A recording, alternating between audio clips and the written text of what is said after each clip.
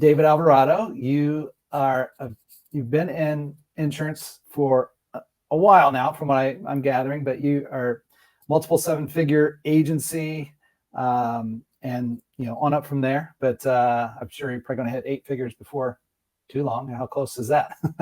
Yeah, well, we're working on it. We're not too far Yeah, away from it, and I appreciate you having me on here, and I'm yeah. excited to be able to share as much as I can. Yeah, why put a number to the experience? Like it's nearly 2 decades. You guys can Okay. do the math. Yep. Not to say that, hey, I know it all. I don't. I'm still learning. I'm still a student of this business, of this industry, and more importantly, I'm excited to learn what's next. I think this business, you can plateau really fast if you Mm, feel like you know it all. And the moment you hit that point where your ego is taking over your growth, you will plateau and you will nosedive pretty quickly. yeah. And just as fast as you can go in this business, as fast as you can go out of this business. And it's that opportunity for you to learn that ego is the enemy, especially in this business. For some reason, in every other business, I guess ego sometimes feeds the beast, and especially in other businesses. But in this business, it does not, because it's so relationship built. It is all about relationships. Yeah, and that is I get that from watching your other interviews and things that you've done, and it's just really cool to see what you've done, where you started. It's always inspirational to hear people's backstories. And but one thing you mentioned was things that are changing and seeing where things are going. And we all know that with COVID, when COVID happened, there was a huge shift that happened very quickly with more digital, more virtual stuff, and that sort of thing. But this thing, it's continuing too, right? We're seeing more digital products come out, and we're seeing. I think there's going to be some new products coming out that are instant issue digital that we haven't seen before in the industry. And what kind of things are you seeing on the horizon, or what are you experiencing there as far as where do you think the industry's going, I guess? Well, in my opinion, there is no turning back from here. Mm-hmm. The COVID really changed the game, and it changed the industry from being so face to face to now allowing a virtual platform such as what we're on today to be acceptable, and almost this has become the new norm. And yet, yes, you still go out to see people on a face-to-face basis, kneecap to kneecap on the kitchen table. I went to go see a client just yesterday, and it was great. It's you forget how good it feels to be able to sit in front of someone's house and in their kitchen table and just build that relationship, smile, feel that warmth, and be able to help somebody in a way that will impact their family for a long time. The Mm-hmm. products, right? Because the digital world is what we got to get used to. This is what we got to get used to, and it's never going to take away the warm touch. Like relationships is what this business is all about. But this is what the direction this company's going, and the products are going in the same direction. Now, insurance companies don't even know what to do either, right? Like, listen, Mm-hmm. they're coming out with digital products and they're testing the waters. They're taking huge risks. I mean, I've known about underwriters and how these risk assessments are done, because you just start getting to know a little bit more of the backstory, more of the background. And there's insurance companies and there's reassuring companies. And the moment a reassuring company pulls out, guess what? Digital products, the belt tightens up a little bit, and all of a sudden the things that you used to get approved will no longer get approved. And now fully underwritten products start going on the rise again, meaning they need that blood, they need that urine, because insurance companies, that's all they've known for so many years. Mm-hmm. Blood, urine, what's your current health situation today? Even though today, there's so much information out there, there's no longer privacy. Like none of us have anything that we can't hide it anymore. It's just so much information. So as the future comes along, will there be more simplified issue products and digital products that will be instant issue? Yes, for those that are healthy and those that have more in their background.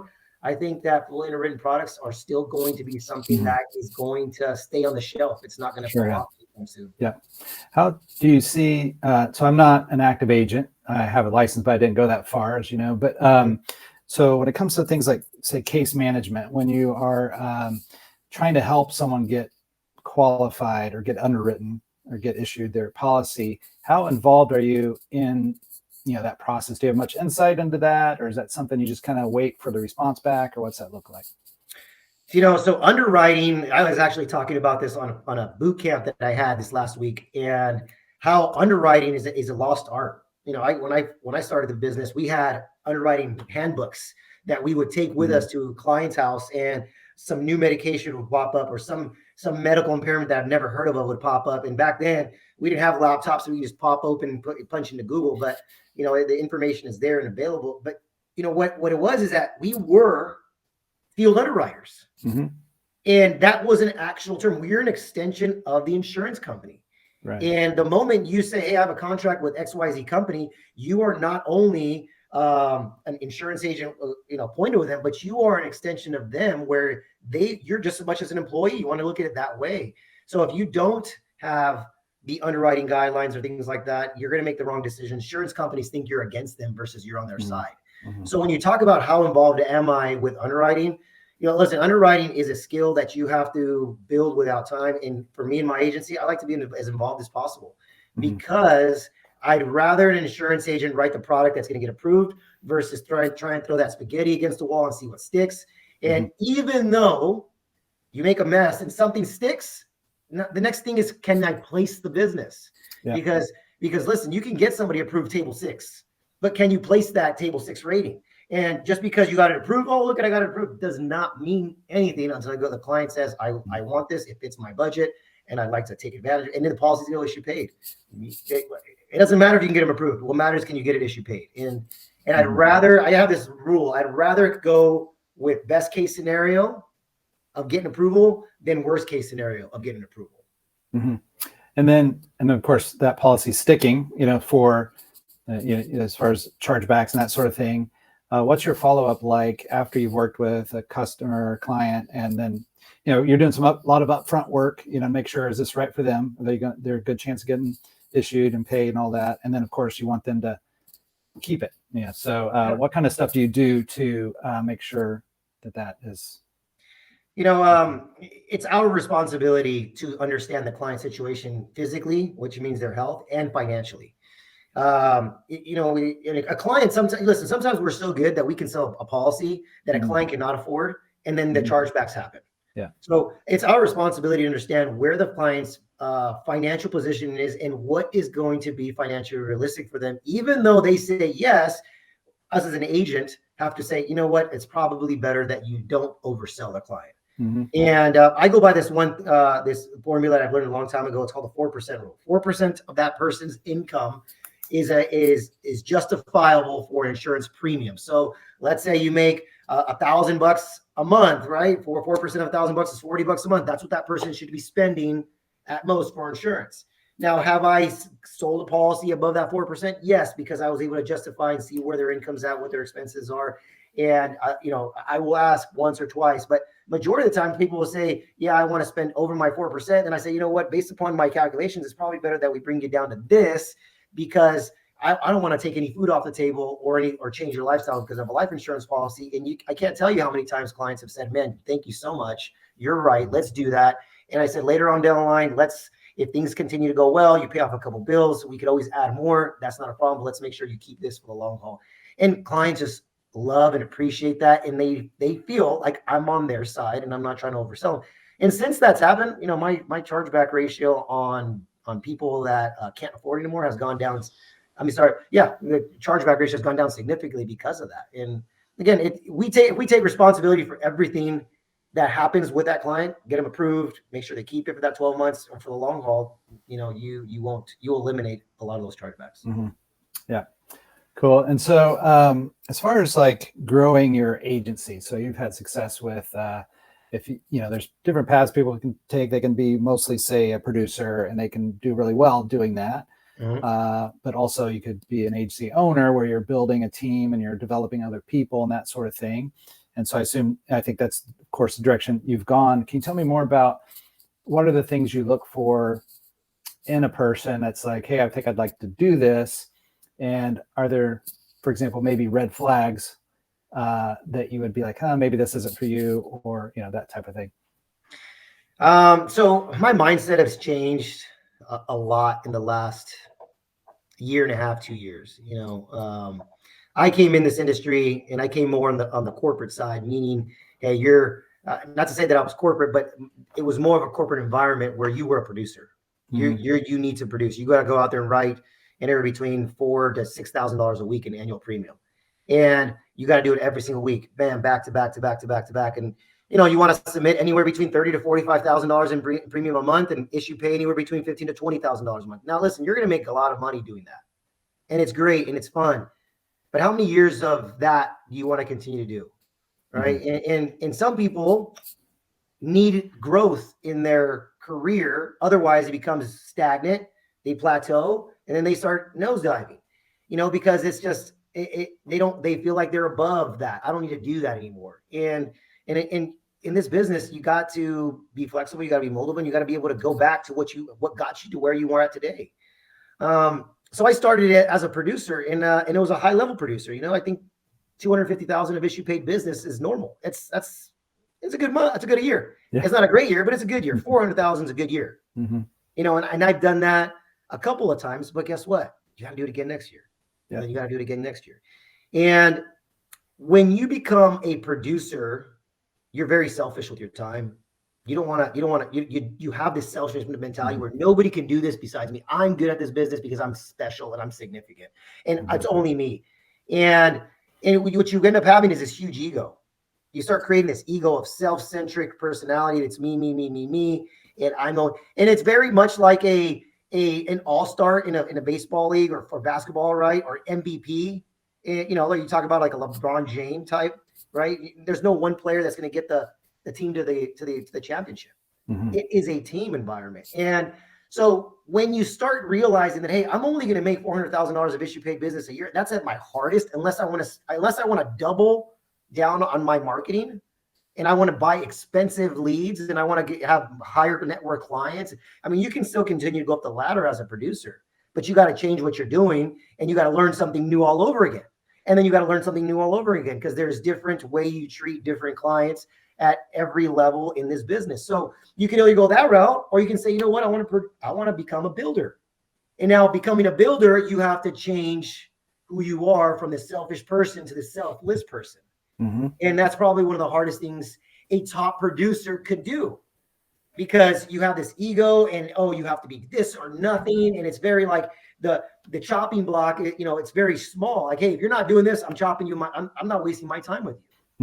You have to be a top producer. You have to be putting in the hard work. You have to want to make $250,000 a year. If you don't want to make $250,000 a year, then I don't want to deal with you. And I did that for a while, right? I did that for, I want to say, let's say 10 years.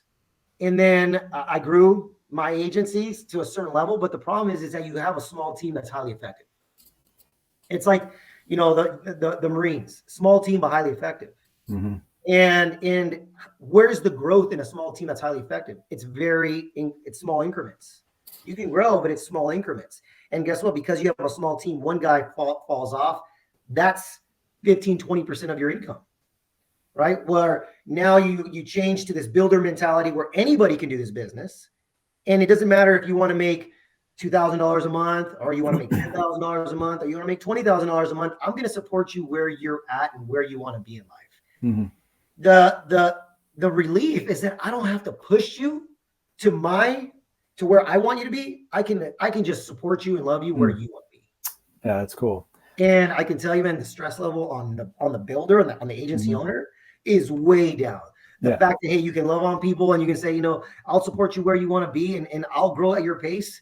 It's so much more enjoyable. Sure. Because you're not pushing somebody, you're pulling somebody.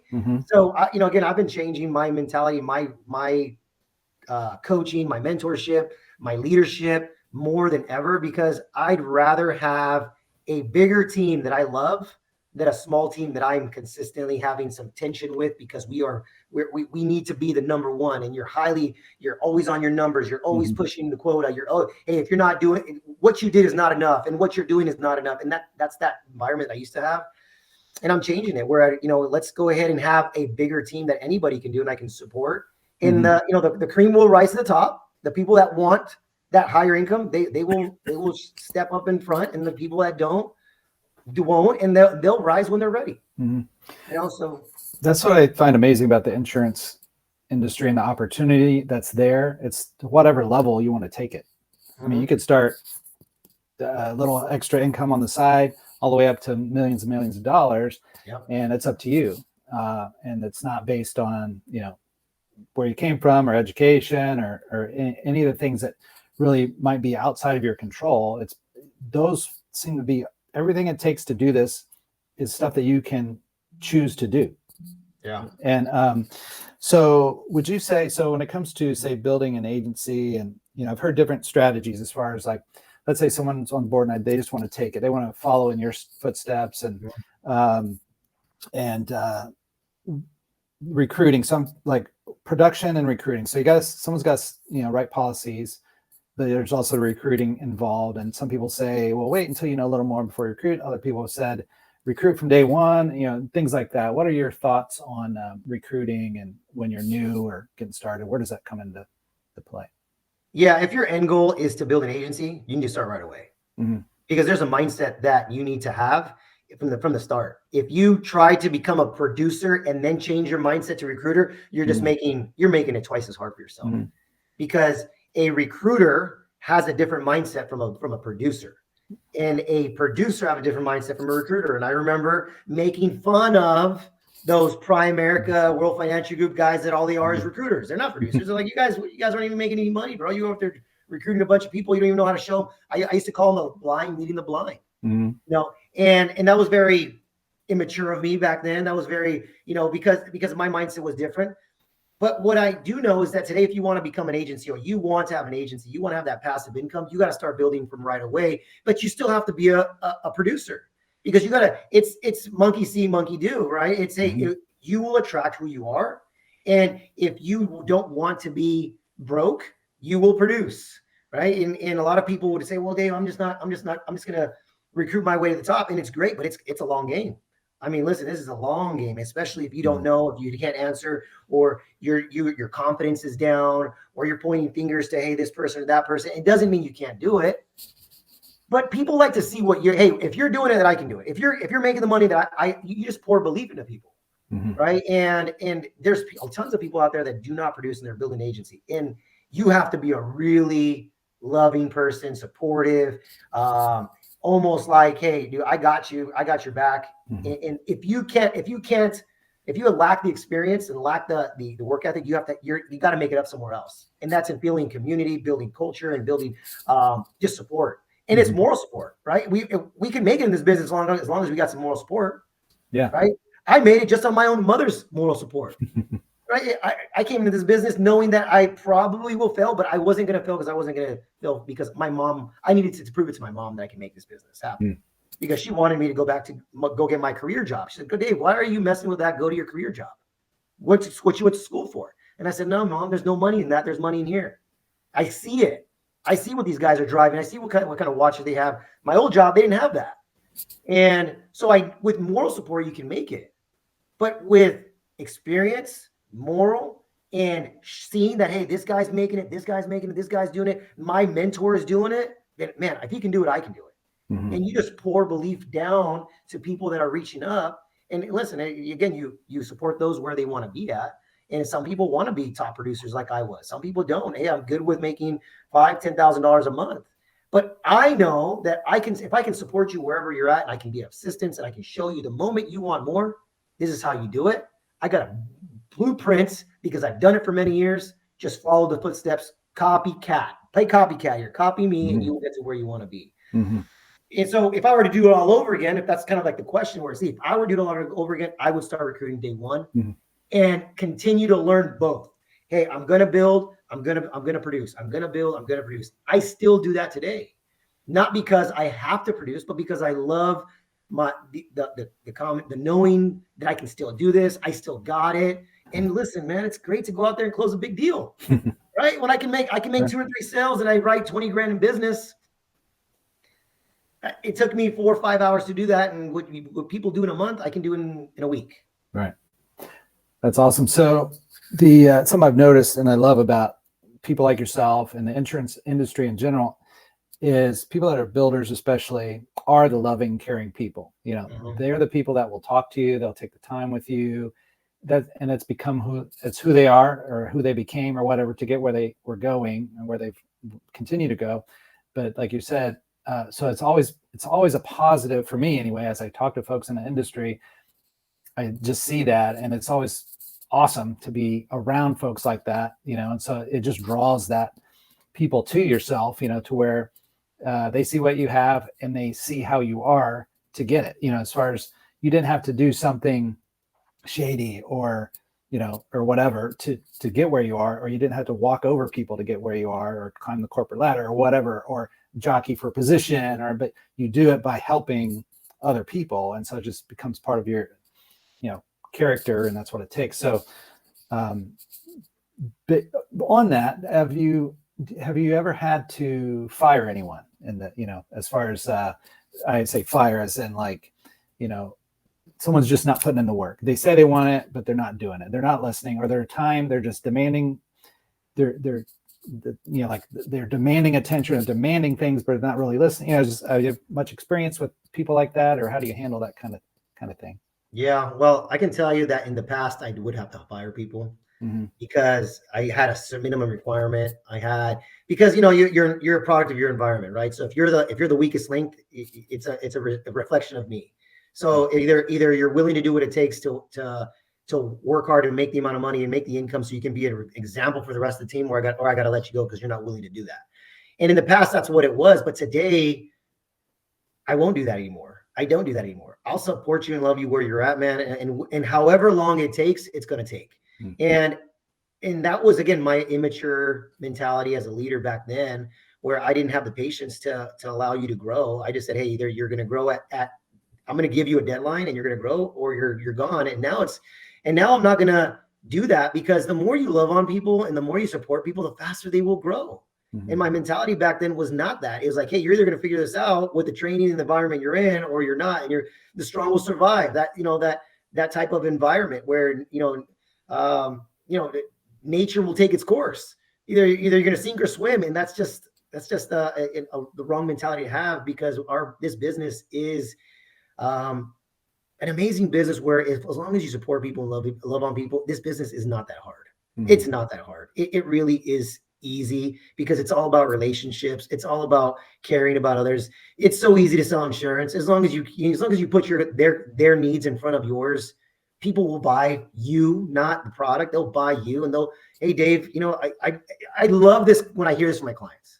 Dave, I just feel like I can just give you all my money and you can do whatever you want, and I'm not, and you will put me in the right position. I feel that, and I'm like, man, I am so blessed to know that God's given me that much humility and trust that I can express that in my conversation, and my body language will allow people to just say, here, Dave, here's a check for blank amount. What's the best thing for me? And I do that. So when you have that same relationship with your agents, that's the same thing that will happen. And sometimes producing is not your strong point.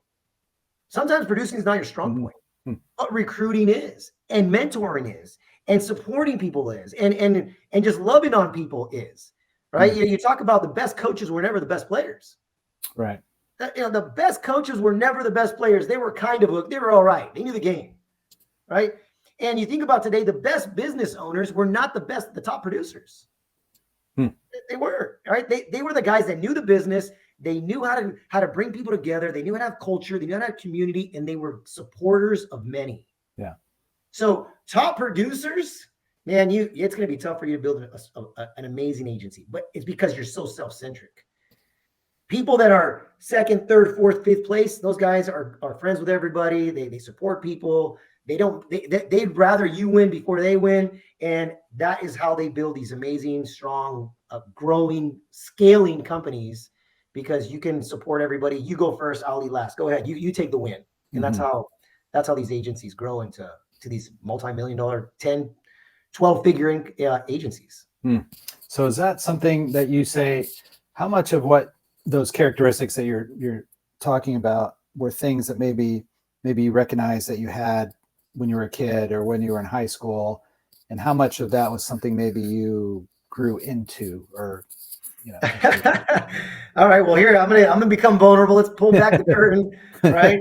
And be honest and be transparent. I mean, I'm a first generation, right, Mexican American. My parents came from Mexico. Coming into this country, my first language, I was born here, but my parents spoke to me in Spanish, and my first language was Spanish, and then I learned English.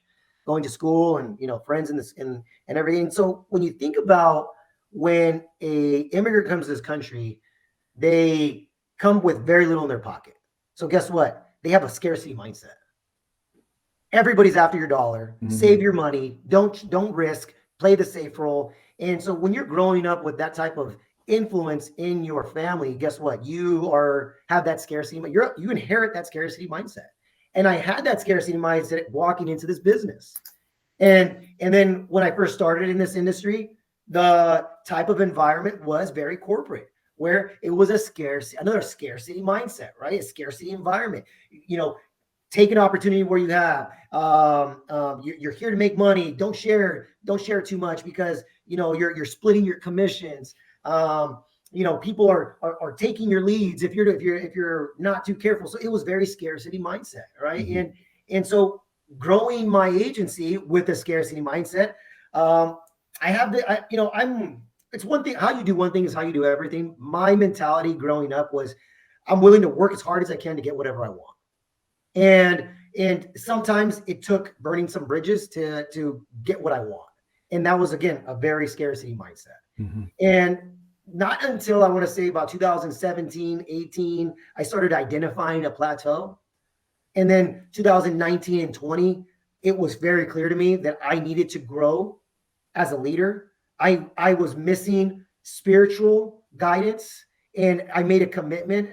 And this is something that I was just reminded of last year, that in 2020, as I was writing down my goals for 2020 in January 1, and I put down on my goals, and I was sharing it with my team. One of my goals was to find and build a spiritual relationship with God.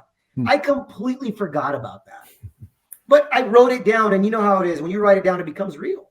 And, I had all these other goals, such as, production goals and recruiting goals and things like that. And, once you write it down, it becomes real, and God starts working. And, in 2021 came out, I moved to Orange County. 2022, I got baptized, and I gave my life to the Lord. And since then, my entire life has changed completely. And where now my relationship with people has changed.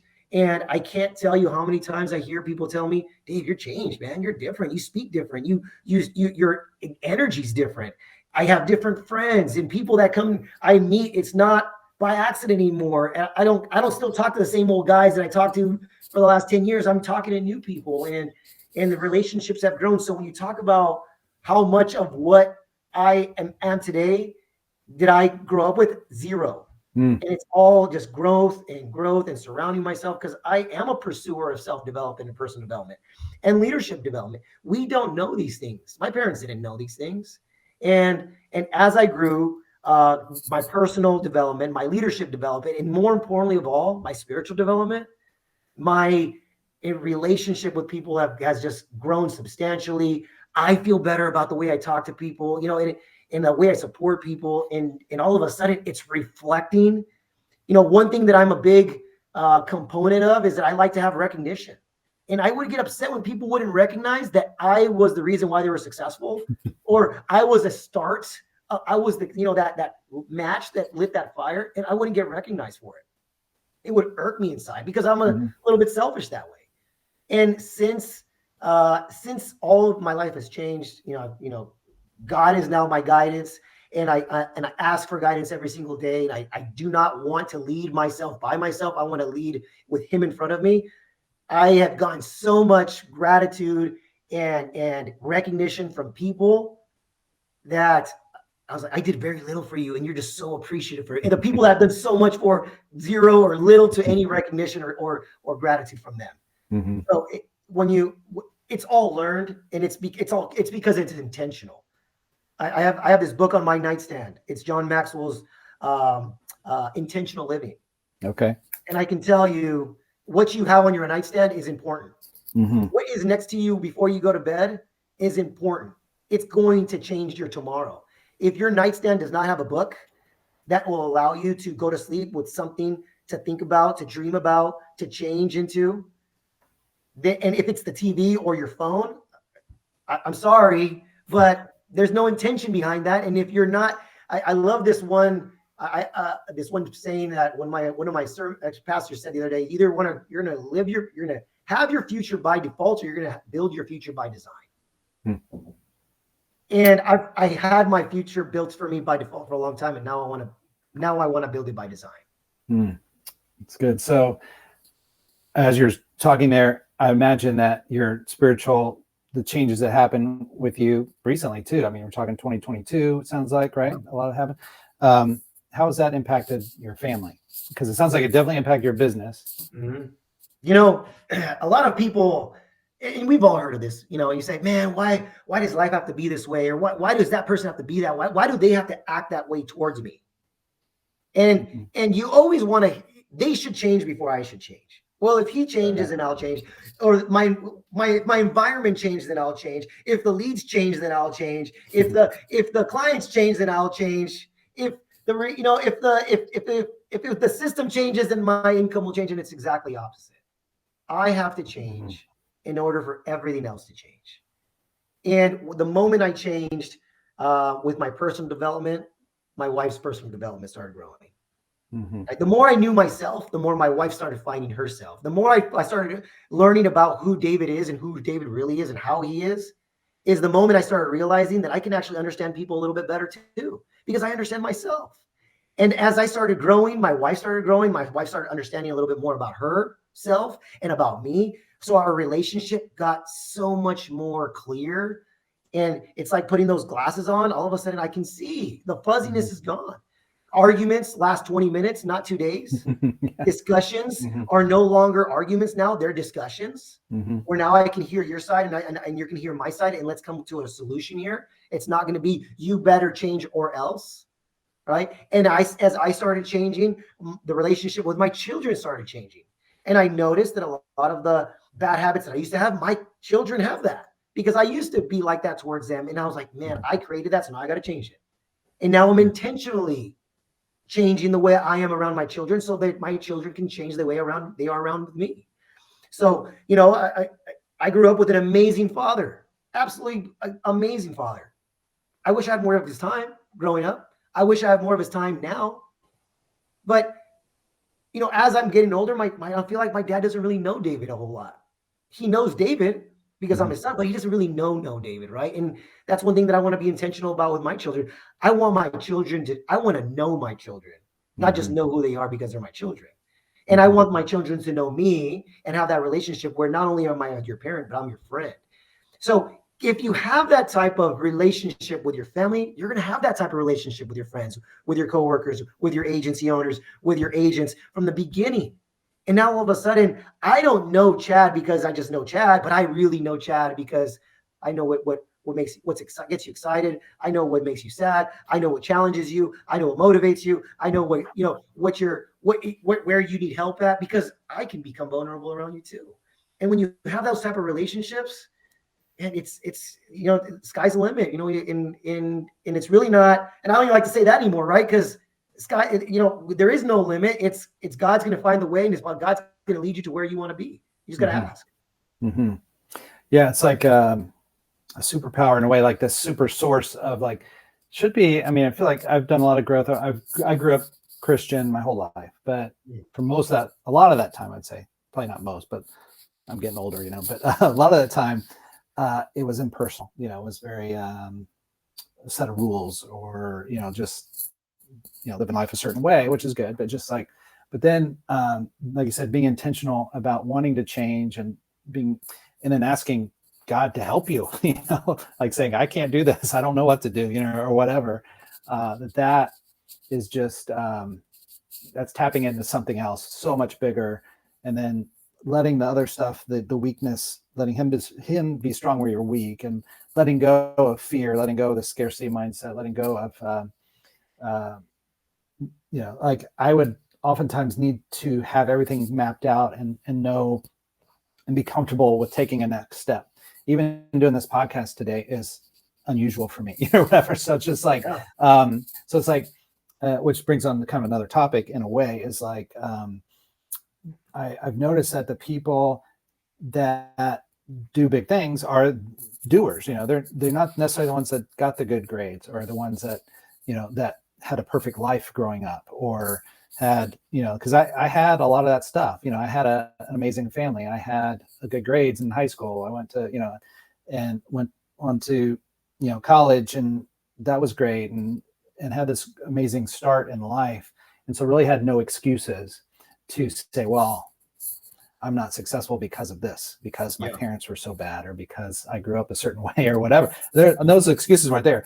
But and so going through then, well, then it's me. I'm the problem. And so and then growing through that's hard to do when you admit to yourself that you're holding your own self back or whatever. Yeah. And then but yeah, how long have you been married, by the way? That's it.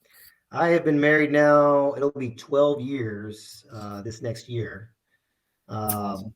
And it's like everything. You start with a bumpy ride, and the honeymoon stage fades away, and then the reality kicks in. And it's the same thing in everything in life. You start off anything in life super excited. Your excitement is up, and that compensates for the lack of experience. Right? Your excitement compensates for lack of experience.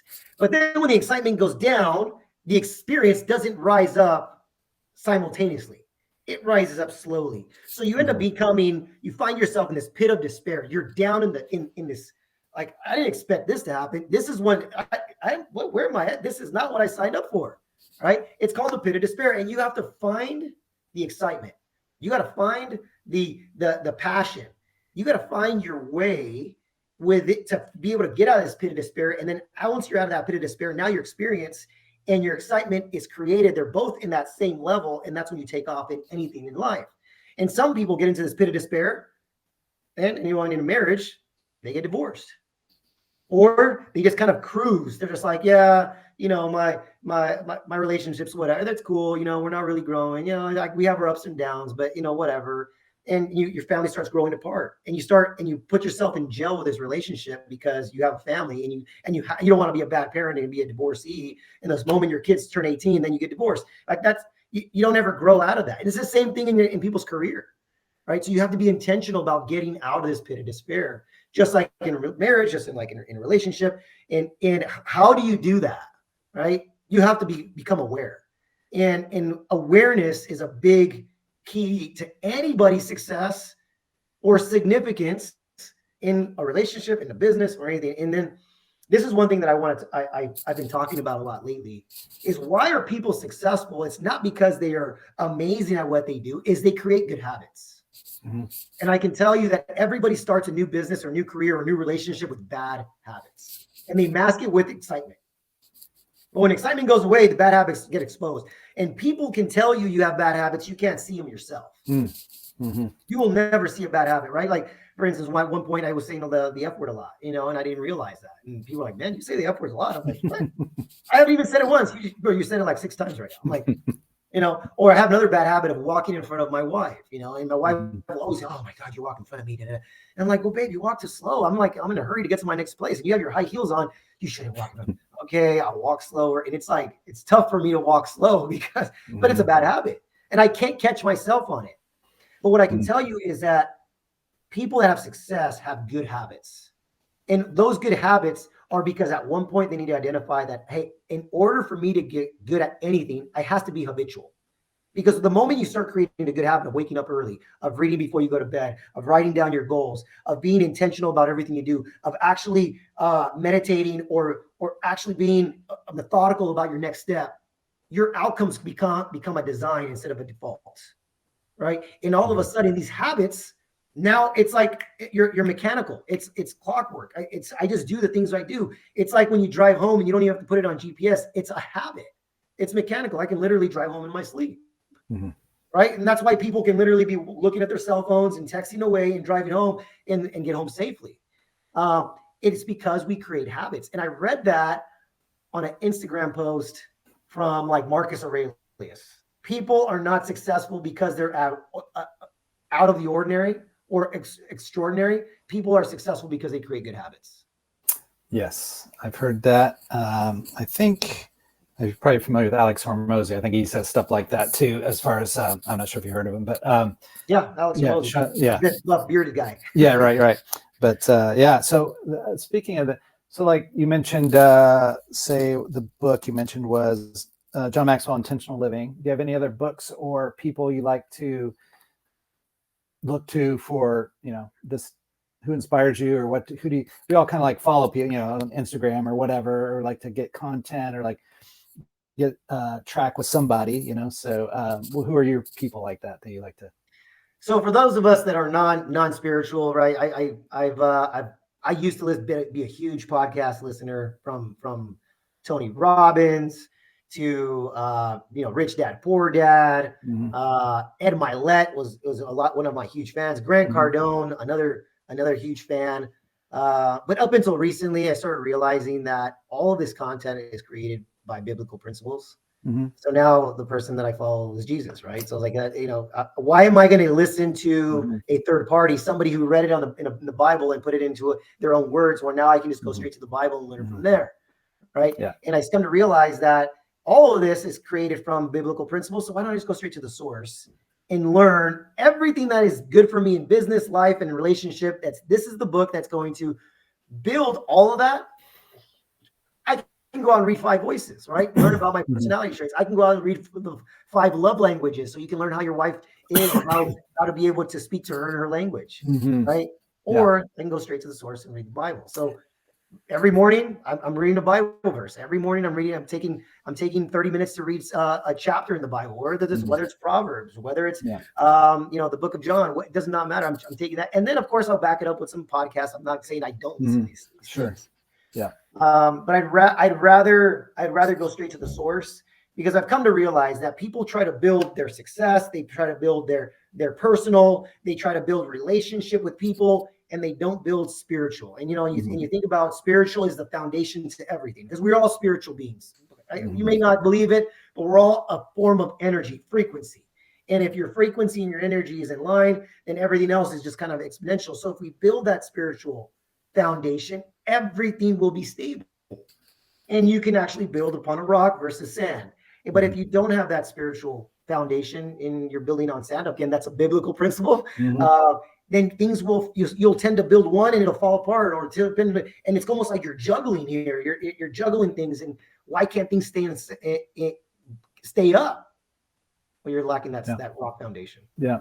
Well, it's interesting too, because my recent experience of mine was earlier this year was, as I'm getting older, my wife, we live in Florida, close to the beach, so we take walks on the beach. That was my physical exercise, long walks. And my wife is a very fast walker, but I wasn't really doing much to stay in shape, and so I'm like, man, I really need to get to the gym. I need to start lifting or doing something again. And it's been many, many years.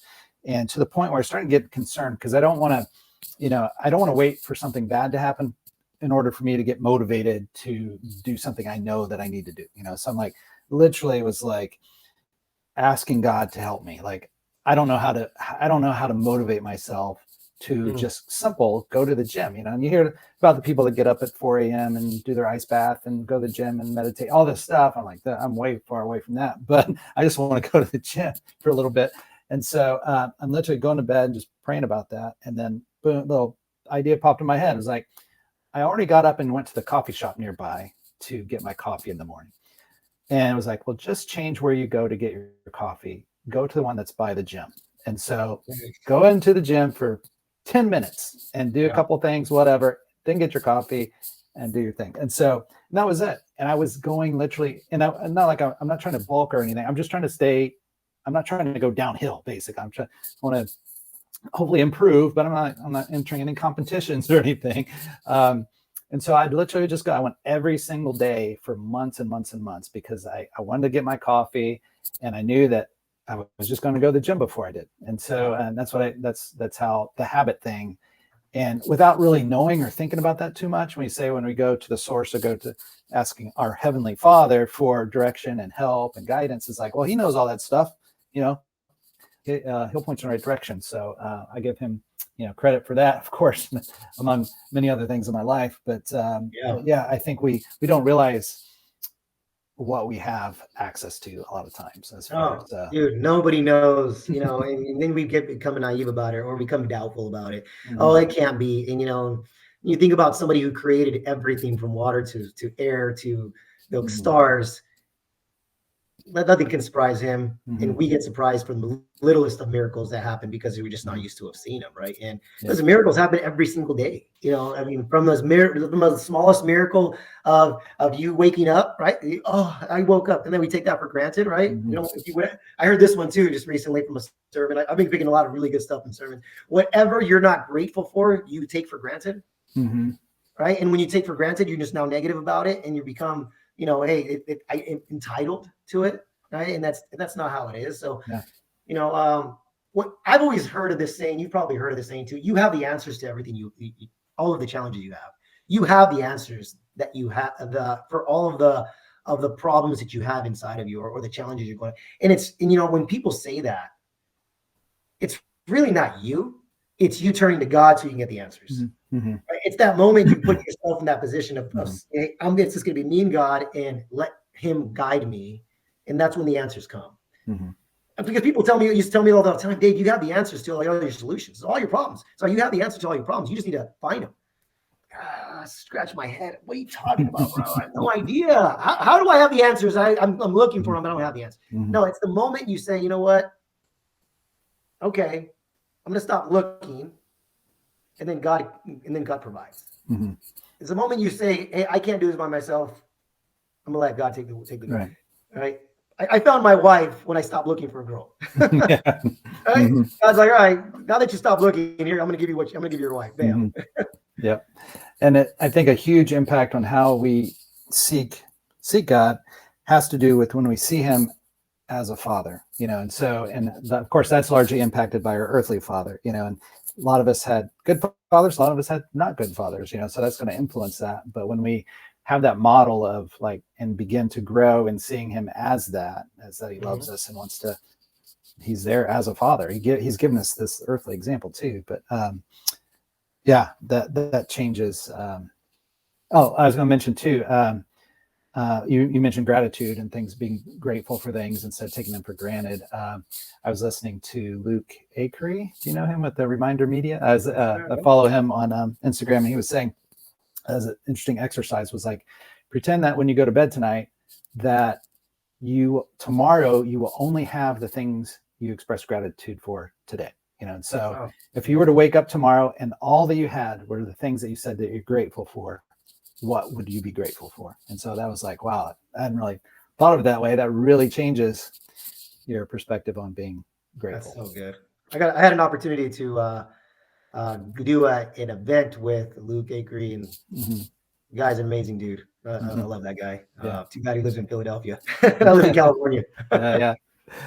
Well, I appreciate your time. I know we've taken a while here, and I really thank you so much for taking the time here. And man, I've gotten so much out of this. So absolutely. You know, if I can just close this out, because I know somebody's gonna be watching this and they're saying, man, we went a lot of different directions from producer to builder to products, right? Carrier products to leadership development, personal development, and even into spiritual development.